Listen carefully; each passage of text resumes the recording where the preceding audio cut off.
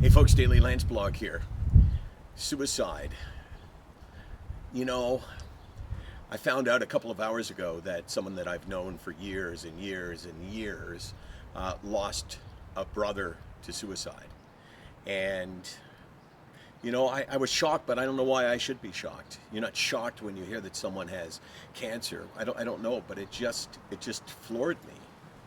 And it really got me thinking about this mystery, this thing called suicide, that we really know so little about. And I kind of feel like, as a society, I'm not making this personal, but as a society, like we failed. Because here we are in 2017, and still the numbers don't seem to be declining. And we still don't really understand it. It's almost like in the late 80s when, before the AIDS virus was discovered, there were people getting sick and people dying, and no one knew really what it was. They knew the symptoms and they knew what was happening to their bodies, but they didn't know why. And I kind of feel like suicide is that way, and I kind of feel like we need to unlock that. How do we unlock the mystery of why people take their lives?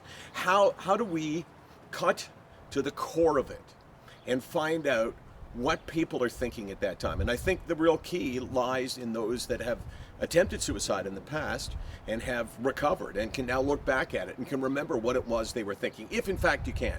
Because I can tell you, the brain remembers ideas, the brain remembers facts, but the brain does not necessarily remember feelings. You remember thinking about certain things, but you don't necessarily remember how it feels. So I think that we have to, as a society, and I take this part personally, we have to try to find out what is the key.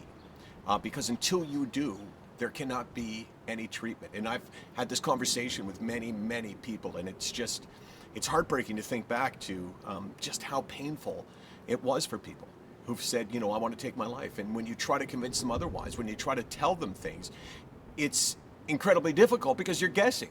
What buttons can I push that are going to impact them?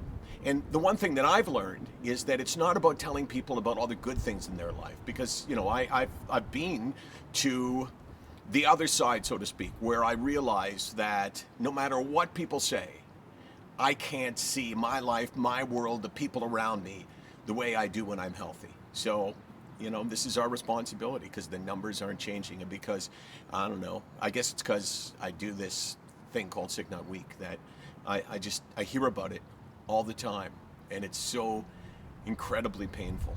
SickNotWeak.com, 24 hours a day, 364 days a year. We're here because we need solutions. We need to find them, and it starts with you. Do you understand it? If you do, let me know, and we have to talk.